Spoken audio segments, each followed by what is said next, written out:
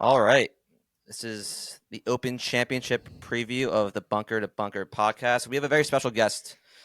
I've been following Andy Lack's work for a while, for years now. I think he's one of the best in the business. So to have you on, Andy, is a true honor. Andy, how are you doing on this fine Sunday post Scottish Open, post soccer final? I think is concluding right now.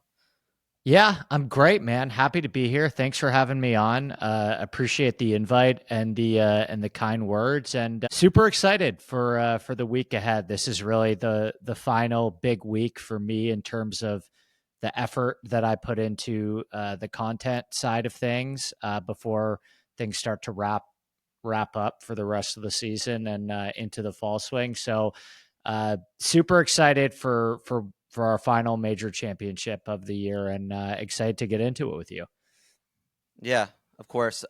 This was not on my planned outline, but because when I was watching the Scottish Open, before we hop into the Open Championship, what were your thoughts on the uh, Bobby McIntyre free drop in the fescue on 16? Like that's just all over my Twitter. People giving out takes. Like, what's your kind of take on that free drop? Because I know you're a big golf purist with the course and rules and all that stuff. Yeah, I mean, I don't think you can get upset at McIntyre for just taking advantage of the rules. It's a true hate the game, not the player Yeah. situation. Like, I don't really think this is his fault by any means, but I think it speaks to a larger issue in the sense that golf has never been easier at the professional level for these players, and it just feels like the avenues and pathways for them to score. Um, there have never been more of them, and I think it shouldn't necessarily be a situation where, if we're out there playing around, it's harder for us to score necessarily, or there's an imbalance in the difficulty of us to score than it is at the professional level. And right, obviously, we're not going to have spotters out there looking for our balls in deep fescue. I certainly understand that, and I think that that should be the case at the professional level.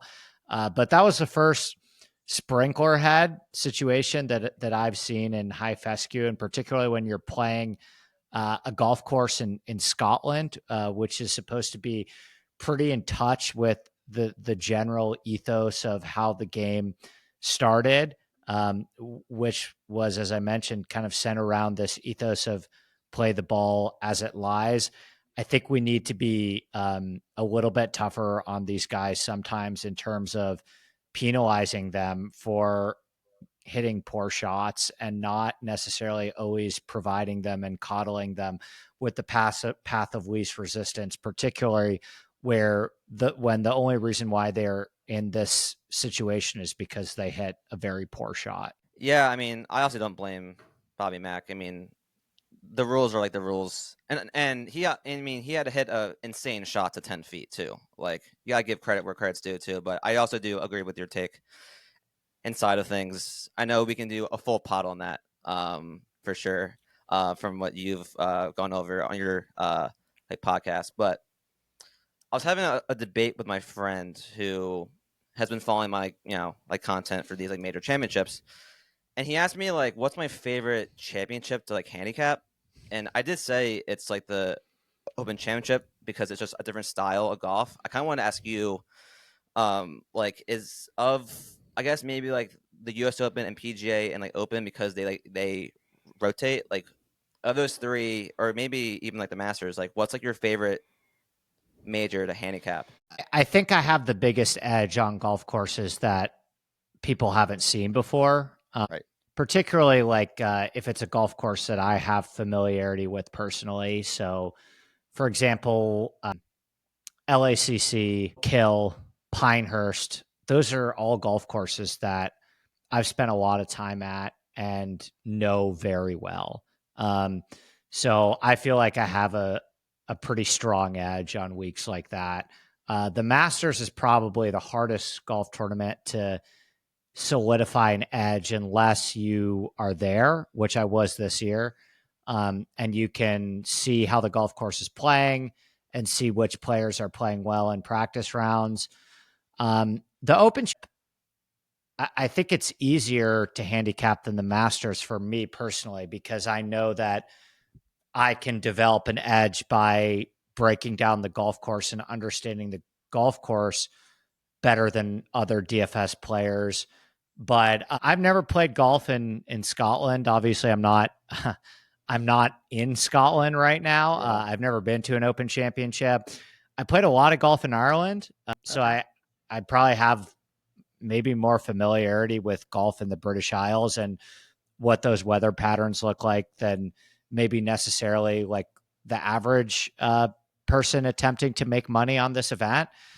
But it's pretty challenging in the sense that the weather report is probably more variable than it Yeah. is at any other major. Like weather in the British Isles, like if you get a forecast for, New York or California, there can be some changes. There could be some unforeseen, showers later in the afternoon Yeah. or some thunderstorms. But for the most part, the forecast leading in is the forecast leading in, and you're not going to see massive changes to that. Whereas that's not necessarily the case for the Scottish or for the Open Championship. So I think the challenge of the Open Championship is that you can break down the course to the best of your abilities and get things right, and then some unforeseen weather can pop up Yeah. and you can just be screwed. So I think that's probably the hardest element of it. But I'm excited to talk about Troon. I feel like I have a really good handle on that golf course. I feel like I have a really good handle on what is and isn't going to work there. I've spoken to a couple people that were at the golf course today, and they confirmed a lot of the things that I was feeling myself. So, yeah, excited to talk about it.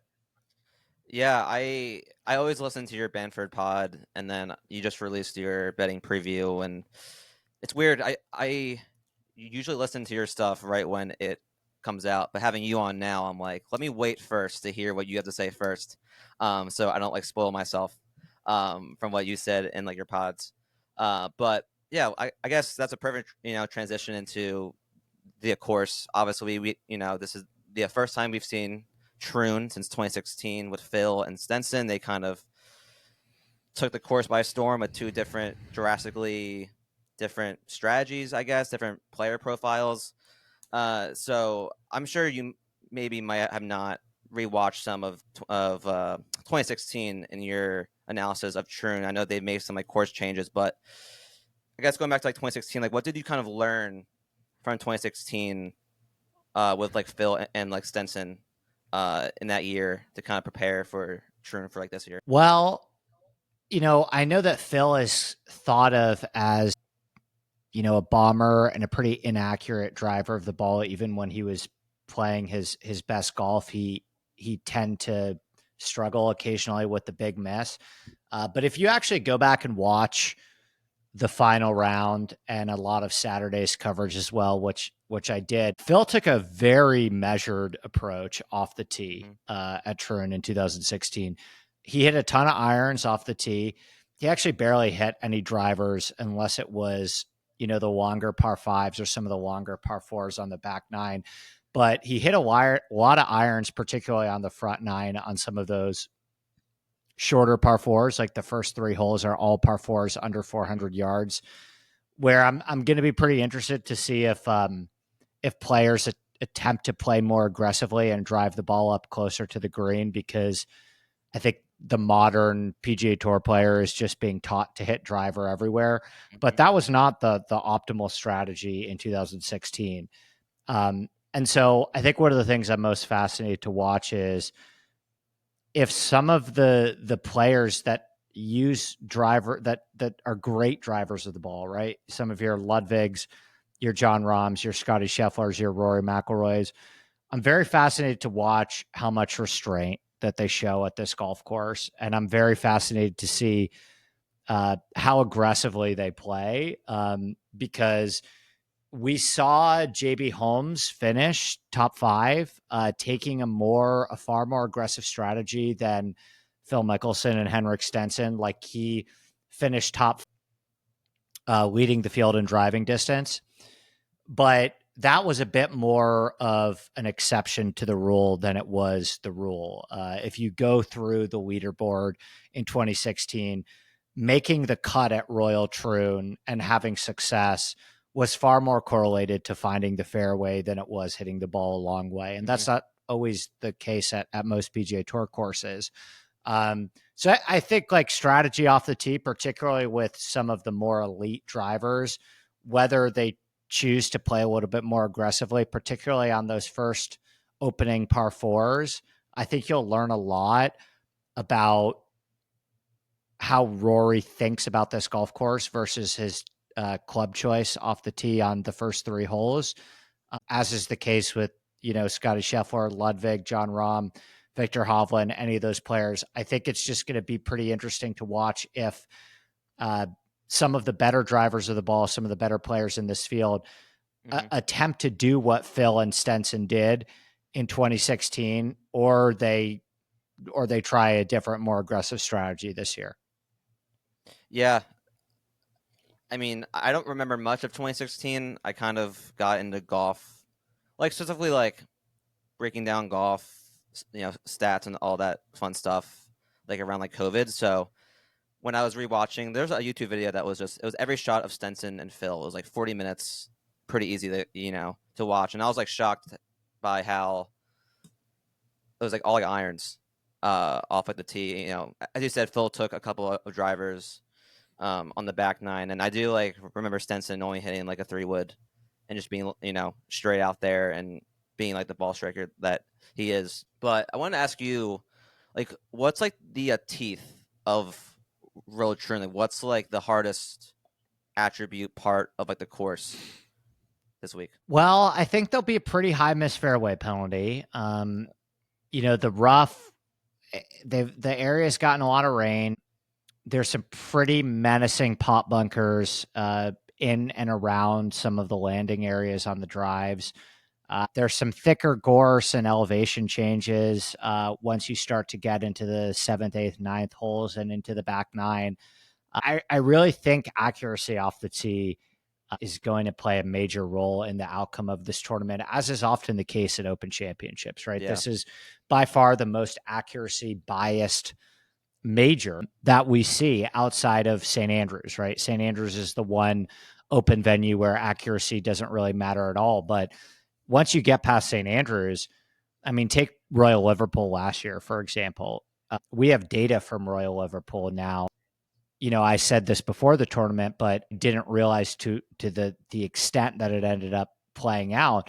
That was a really accuracy biased golf tournament, which featured a really high missed fairway penalty. And the players that found the fairway and were very accurate drivers, both in terms of lead in predictive form and in terms of how the leaderboard shook out that week. Tom Kim, Sepp Straka, Brian Yeah. Harman, even John Rahm, when he's on his game, is an incredibly accurate driver of the ball, right? Brian Harman was one of the most accurate drivers of the ball on the PGA Tour that year leading into that event and the week of. Um, and I wouldn't expect Royal Troon to be massively different from that in terms of, I think a very safe bet this week is identifying players that hit the ball very straight off the tee, can stay out of trouble, can stay out of the pop bunkers. And it's not really a middle iron course either. You have a fair amount of like high leverage wedge shots where you need to take advantage. Like when I broke down this golf course, I had, based on the prevailing wind and proximity distances, Yeah. I had 6 approach shots under 125 yards and 8 approach shots over 175 yards, right? So that only leaves 3 approach shots between 125 and 175, right? So a lot of wedges and a lot of long irons. And I think that skill set of like being able to attack with your wedges, being able to hang on with your long irons, and finding the fairway at a very consistent rate um, is going to pay major dividends this week at Troon. Yeah. I mean, that was a perfect breakdown. I have been targeting guys who are very accurate off like the tee, especially like those like pop bunkers. I think that's my favorite part of links golf is like these like pop bunkers that are just way different than bunkers we have here, because you really don't know where the ball could land. It could be a one shot difference, a two, or like a 3 shot difference, depending where like, you're at. What's the? I was watching a video. Is there a famous bunker? Is there a name for one of the bunkers on the postage stamp on 8? The one that's like really long. Yeah, I think it's Coffin Bunker is what you're thinking of. Coffin, yeah. Yeah. Yeah. Um, how do you? I know you're. I enjoy your content because, well, one of like the reasons. There's many reasons, but one of like the reasons is how you break down golf courses and like you love like the golf architecture. Kind of talk about hole 8, the Postage Stamp. That's their like signature hole, one of the most famous par threes in golf. Like, what makes that hole so? And I'm pretty sure it's like pretty short, 100 or so yards, but depending on where what like the wind is, could be different. So kind of tell me like your thoughts, like break down that hole. Yeah, I mean, I think that one of the reasons why it's such a great short par three, one of probably the most memorable and highly regarded and well known par three, and maybe the entire Open Rota. The margins are just really slim on that hole, and I think any hole that I think what characterizes a great par three, whether it is you know, great par threes that have a very small green, in the sense of the Postage Stamp, or maybe the seventh hole at Pebble Beach. Trying to think of other short par threes with a really small green. 15 at LACC, Yeah, 15 at Oak Hill, or even par threes with large greens. Like if you think about the short template holes, you know, 10 at Chicago Golf Club, 6 at National, 17 at the Creek, I think 16 at Friars Head, like the traditional short template hole that actually has a huge green. But I think what makes a great short par three is the variability aspect of it, and the penalty for missing. And I think what's so great about a short par three, and the Postage Stamp does this well, is that you're hitting a wedge. right. If you're a PGA Tour player with a wedge in your hands, you're thinking within 10 to 15 feet, right? And so there's an opportunity to score, right? Like you're going to see birdies on the Postage Stamp this week, but the penalty for missing, you could see sixes or sevens on that hole, and that's what characterizes to me every great short par three, is that the difference between birdie and bogey is slim, right? And Yeah, because of the bunkering around the Postage Stamp, because of the swirling winds, you're going to see players again make a lot of birdies, but you're also going to see players miss by a very slim margin, put themselves in one of the surrounding greenside bunkers, yeah, and be pretty dead and be staring like potentially a double or a triple bogey in place. And I think that excitement on the tee of this could be a 2 or a 5 is exactly what you're looking for in a short par yeah. 3. I like. I prefer those like short par threes than these long par threes at like like the PJ Championships and like the U.S. Opens that are like 250 out, and you have like Brian Harmon hitting like a 3 wood, or guys taking like a 4 iron, 5 iron. Like I do like what you basically just said, that like you can make a 2 or you can make a 5 or a 6, and your round for the rest of like the way is completely different, new strategy. And that's when the course doesn't the course a turn, like the wind direction changes, or like the way that. Yeah, it turns on 7, but yeah, I Okay, mean 7 through 12 plays generally into a different wind than 1 through 6, and then 13 through 18 plays in right, a bit of a different direction than 7 through 12 and 1 through 6. yeah, yeah, because I kind of like when I was doing my research, I kind of grouped them into those like first 6, the middle 6, and like the last 6 holes. But I think that's a good transition to talk about some players. Do you want to talk about Scheffler first or Rory? I mean, I think you could talk about them in conversation with each other, because they're the two favorites of the tournament. I think Scheffler, last time I checked the odds, I don't know if I would imagine that odds are going to shift a little bit. We're recording this on Sunday afternoon around 5 p.m. Eastern. I would imagine odds are going to shift by Monday morning. I don't know how much shift you're going to get in the Rory and Scheffler market. Those feel pretty locked because Right. Rory did about what he should do at the Scottish Open. He finished top 5. If he won, would he be 6-1 and Scheffler would be 5-1? Yeah, maybe. But I think a lot of people still have a pretty poor taste in their mouth from what we saw from Rory coming down the stretch at the US Open. I'm not betting either of them, but if Yeah. you're asking me in a vacuum, which is a better golf course fit, I like this golf course for Scotty Scheffler more than I like it for Rory McIlroy. And I'm not sure if the general public would agree or feel that way. It just seems like from some of the early conversations that I've had and some of the early content that I've listened to, there doesn't seem to be that fear factor centered around Scotty Scheffler this week that we had at the US Open. I think everybody, myself included, penciled him to win the US Open. And so Yep. a lot Same of here. people got burned when he finished 40th. And a lot of people probably had a bit of a gut check to realize, okay, yeah, it actually is still in the range of outcomes that Scotty Scheffler could lose 6 strokes putting and finish in 40th place. And I think that's contributing to the general sentiment having a lot less fear in what Scotty Scheffler could do at this golf course than they did at Pinehurst. And I think that's unwise. I think from a course fit standpoint, this is very close to as good as Pinehurst in terms of it being able to accentuate what Scheffler does well. Whereas Rory, on the other hand, I don't think it's a perfect golf course for Rory. It doesn't mean that he can't win and he can't play well here, but it could poke some holes in terms of this being the perfect golf course for Rory, the way Quail Hollow is a perfect golf course for Yeah. Rory, the way that St. Andrews is a perfect golf course for Rory, even the way that Valhalla was a perfect golf course for Rory, because this is not a golf course that emphasizes power over accuracy. Mm-hmm. Um, it's not a pure long iron test.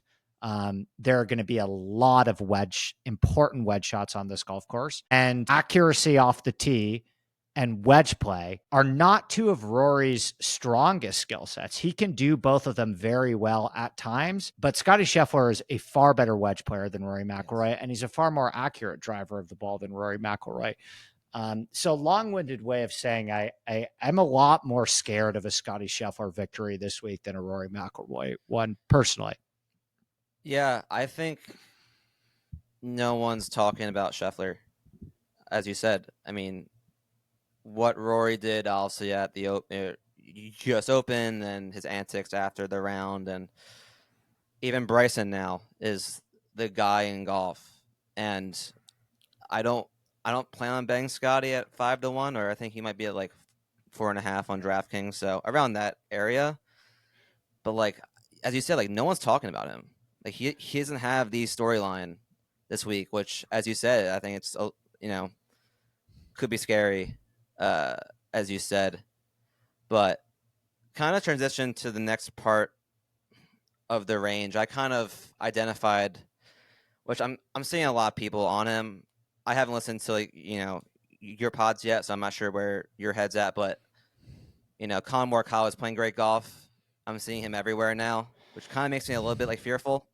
I did place a 20-1 bet on him yesterday night, maybe, because I thought if he plays well today, he could get to like 16-14 to 1. So he's kind of my guy, one of my guys this week.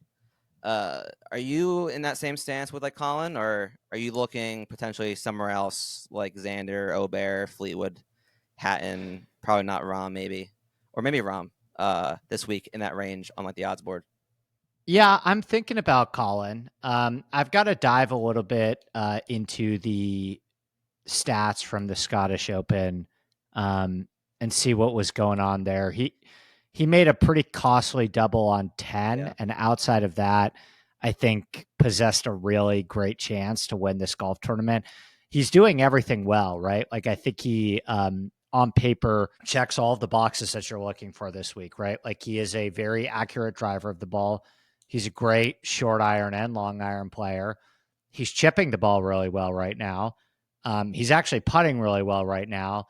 And he's won an Open Championship before on a golf course that I wouldn't call like incredibly similar to Troon, but I also would call it a lot closer to Troon than I would St. Andrews, right? Like I would say that if you were looking at recent Open reference points, I would way rather you look at what happened at St. George's Yeah. in terms of what's going to happen this week than I would you look at St. Andrews. So he's in close consideration for me. I think when we wrap up here, I'm going to spend a lot of time diving into that Morikawa, Rahm, Hatton, Fleetwood bucket because I'm pretty wide open still. And that's not usually the case for me in majors. I often have a full card by Monday morning, and I've only made 2 bets thus far at 50 to 1 Okay. and 125 to 1. So, yeah, I would say Morikawa is very much in the mix for me as a potential play. I'm definitely with you.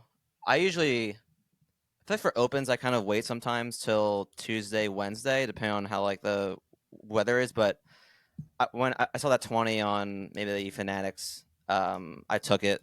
I mean, I kind of like wrote down, like he has like 9 straight T16 or better finishes, and I saw that he averages 2.1 strokes per round or per round at the Open Championships or just in general. But he has like he missed the cut last year and the year before, and then he won. So it is like kind of skewed that way with that stat, and kind of I feel like he definitely takes his game up a level on like the biggest stages in golf. I think he's inside the top 3 in strokes gained in the first 3 majors this year. So when I kind of saw like all those stats, I kind of pulled the trigger. I can feel like he's gonna be pretty popular if the narrative as we're talking through is if driving accuracy is over driving distance. Colin's like the first name that everyone thinks about.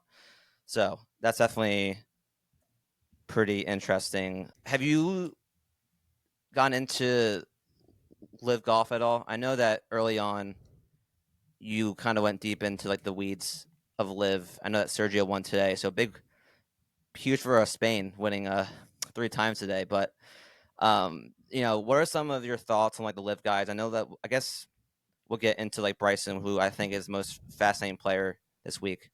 But do you have any kind of stances on these like live guys? I haven't like dove into the Valderrama numbers. Yeah, I don't have those yet or watched any of Valderrama. yeah, same. I'm planning on watching a bit of the replay tonight and diving into some of the stats and the numbers that I have available.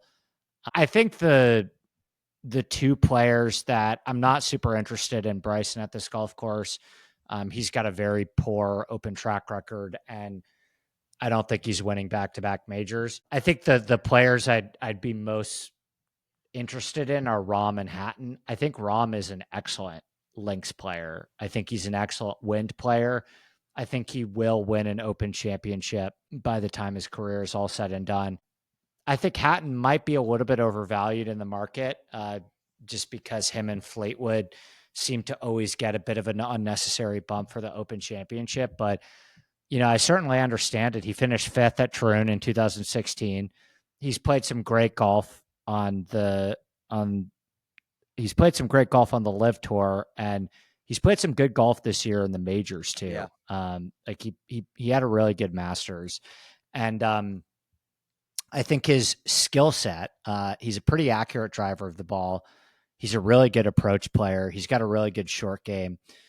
Should play well for the test at hand. So, I think at the top in terms of betting, I really want to dive a little bit deeper into Rahm and Hatton as guys I have some interest in. And then I think like in terms of DFS plays, yeah. I think Louis Oosthuizen is a player I want to look a little bit deeper at. Neiman maybe a little bit, even though his open track record leaves a lot to be desired. But Yeah, I'm absolutely to answer your question. I'm absolutely Yeah. going to spend some time on the live players this evening for sure. So you did say that you have some friends on the boots on the grounds this week. Will your thoughts change on Bryson if whoever's on the course? I think Matt Gannon is that. I saw. Was he posting about it? I know your buddies with him. Is he there? Yeah, I talked to him a little bit today. I Okay. talked to one other person that isn't really in like the media Right. streets. That's just going there as a fan. But yeah, I mean, I think that every single time there's a major, I speak to people that are Yeah. there.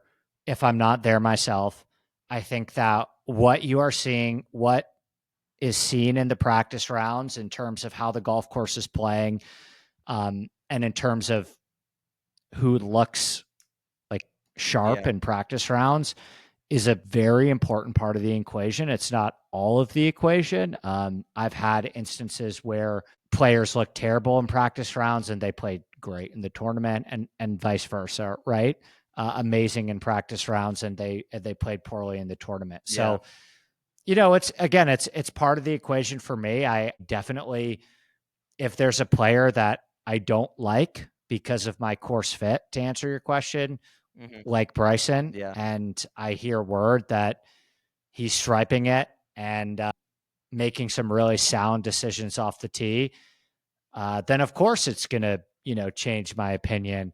But you got to factor all of it into the equation, right? I 100%. wouldn't recommend, yeah, I wouldn't recommend playing anyone or fading somebody that you like based on your course knowledge, based on something that you're hearing in a practice round. Yeah, because I think as we kind of laid out with Bright, I said like I think Bryson's the most fascinating guy because he's a bomber, as you said. Obviously, we all know that. And when I was watching Phil and Henrik Stenson taking no drivers, I'm like, what's Bryson gonna do? He used to just hit driver everywhere. I think he's one of the better course like managers. I didn't really like him at Pinehurst, honestly, but he came out and he won that. So I think he's that one guy. I think I'm pretty fascinated to kind of hear about if he's taking drivers very aggressive lines off the tee and stuff. So I guess I'll be pretty interesting to track this week in the RPS Discord if you hear anything on Bryson. Uh, but I want to ask. You said that you placed one bet on 50 to 1. Is that Tom Kim? No, I bet Tony Finau at 50 to 1. I Really? definitely have some interest in Yeah. Tom Kim though. Yeah, yeah. Yeah. I just wrote about Tony. I know that Wiley has been saying Tony Finau is going to win the Open Championship last like 2 weeks. But do you think the one thing with Tony is that like can he finally do it? We've seen at Travelers what on that par 3 that he puts it into like the water and it wasn't even close. That's kind of my fear coming down like the stretch. But you know, are you, like, what's your take on Tony? Like, do you think he can? Do you think he can like do it this week? Yeah, I hope so. I certainly hope I so. I know. put money on it, so I would hope that he can come through. I mean, I think a lot of the time at the Open Championship, if there is a major to take a chance on a player that may not have broken through yet or isn't necessarily thought of as elite in the sense of like some of your other major championships where a lot of these US Opens it really feels like the field is narrowed down to a couple of guys based on their skill set. I think the Open Championship is incredibly inviting to all sorts of players. I think that there are many players above 50 to 1, above 100 to 1 that are incredibly live this week, right? I mean, Brian Harmon hadn't won a golf tournament Yeah. since 2017 before he won the Open Championship by 6 strokes, right? So, Finau's put himself in the mix in a lot of majors. He's been a really solid Open Championship player. His first ever Open was 2016 at Troon. He finished top 25 on debut. He played very well at Carnoustie as well. He played very well at Portrush as well. And he's probably developed into maybe the second or third best approach player in this entire field. He's chipping the ball great right now. He's Yeah. putting the ball great right now. So I think a lot of the trends, like the most predominant trend that you see with Open Championship winners, even more so than major championship pedigree or prior Open Championship success, is like great recent form Yeah. with the irons and the driving accuracy. Like even, you know, Brian Harmon, Francesco Molinari, Zach Johnson, Cameron Smith, like all of those guys were playing great at the moment, right? Shane Lowry, they were all Right. playing great at the moment. They were all hitting a lot of fairways and they're all hitting their irons really well. And there's few players that are playing better golf right now on approach than Tony Finau that have his Open Championship resume, um, that, you know, are honestly chipping and putting the ball the way that he is Yeah. right now too. He's gained over 4 strokes around the green in back-to-back starts. So I like the bet at 50-1, and I hope he's there on Sunday. Yeah. He's the guy I wrote about for my stuff I put out during the week. I have a couple more questions for you. I feel like since I joined the Discord, I guess 2 months ago, so really, getting more of your analysis and course preview and DraftKings stuff, that's awesome.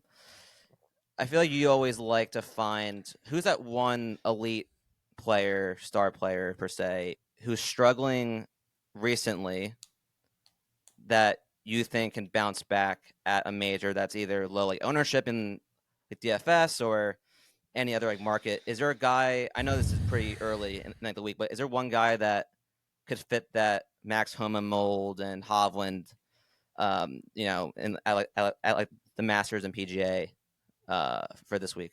I mean, it could be I wrong. know. I really think that I just want to spend a little bit more Right. time diving in there. I don't know if Spieth counts anymore, but I probably wouldn't cross him off in terms of. I just need to spend a little more time thinking about that one. Yeah. Um, with that being said, I haven't had a good gauge on him this year. I've gotten him wrong many times in terms of thinking that he was back or it was going to happen, and it just not remotely coming to fruition. I bet him last week in Scotland, and it was one of the few things I got horribly wrong. So I may not be the best judge of character on Spieth, but at a bird's eye view, the name that comes to mind in terms of an elite player that I think may quote unquote surprise Right. people this week is probably Rahm. I just Yeah. find it hard to believe that a name we haven't mentioned this week is Brooks Koepka. I would take Rahm over Koepka this week based on course fit personally. So, we'll see. I got to spend a little more Yeah. time on the live stuff, but to answer your question kind of at a macro level, Rahm would be my answer. Yeah. I mean, obviously, things can change. So, it was, a tiny bit of a premature question. I have one final question that does not have to do with the Open Championship. So I moved to New York City like 2 years ago, right out of college. Sweet. Need to play. Where at? I'm in like the lower east side. I'm on like Ridge Street and Okay. Delancey, in that Cool. area. Are you in the city? Or are you on Long Island? I'm in the city right now. Yeah, I'm at my mom's place, who's on the Upper West Side. Nice. So I live in Los Angeles, Right. but I'm from New York City. Grew up in New York City, and both my parents still live there. So for a lot of the summer, I'll spend the summer in New York City Yeah. playing golf out here. But yeah, so the question I'm getting to is I have to play Bethpage Black at some point. Mhm. What's like the process to play Bethpage Black? I guess I am a resident, but I don't have an ID. And I know like on like the website it's kind of different to book a time, but what's your best strategy for that? To play the black course? Yeah. I mean, are you a weekend? Preferably, but I can take time off during like, any day to really play. Yeah. So. I mean, I'm very lucky with this because my good friend lives 5 minutes from the golf course. So it's very easy for me to spend the night there and then get out there at 5 a.m. and get a tee time. But, if you get out there, particularly as a single, if you get to Bethpage at 5 a.m., you'll get on the Okay. course. I can almost guarantee that. Particularly like if you're a single and you don't care waiting, maybe getting there to get on the list at like, or to get in line at 5 a.m. You may not be able to get out that day until noon or 1 or 2, but if you get to Bethpage at 5 a.m., even on a weekend, I'm fairly certain that you'll get on. Yeah, I was thinking about doing like a weekend, getting like a hotel or something, and playing one of like the other courses, and try to play like black. That was kind of my game plan, Yeah. but which I know, like kind of like the process. I've heard like all kind of different things with it. I know you kind of have to camp out, as you said, to get on. So what, like the first couple tee times, or like they just don't book tee times, so you just have to go and like show up? Yeah, I mean they do book tee times for like if you can get them online, but there's like an automated it's bots like it's Right. hard to get Yeah. them online. I would just recommend getting there at 5 a.m. Okay. I think you have a really good chance of getting on the course. I mean, like if you're showing up with 4 guys and you're trying to get like a 10:30 a.m. tee time on a Saturday, that's hard for Oh sure. yeah. But Yeah. if you want to play as a single and you don't care who you're paired up with, and you don't care if it takes you until, you know, 2 or 3 p.m. to get out there, you will get on. You will absolutely be able to get on. Okay.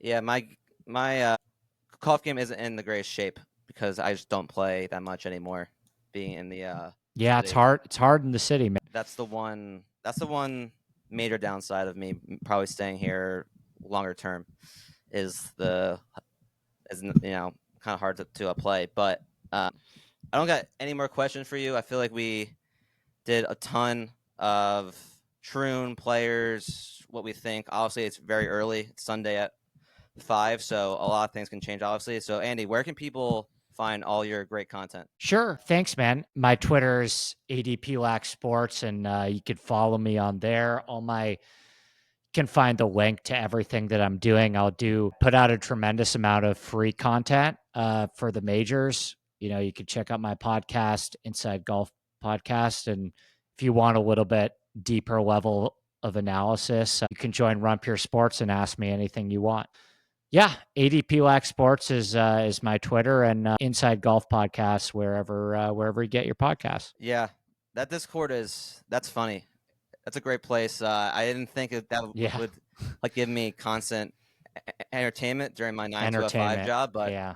it's uh, it's a ton of fun to kind of hear all those thoughts, and obviously to get actually like real golf content that you are doing, and Keith and everyone else at Front Burst Spurs. I think it's a cool community. Definitely has given me that extra insight information that I don't have like access to. So definitely worth the monthly subscription for anyone out there who is listening to join that community. But Andy, I appreciate your time. I've been following you for a while, so it's good to have you on this podcast, and hopefully we all can have a great week at the Open Championship. Yeah, man. Anytime. Happy to do it. Thanks for having me on, and best of luck this Yep. week.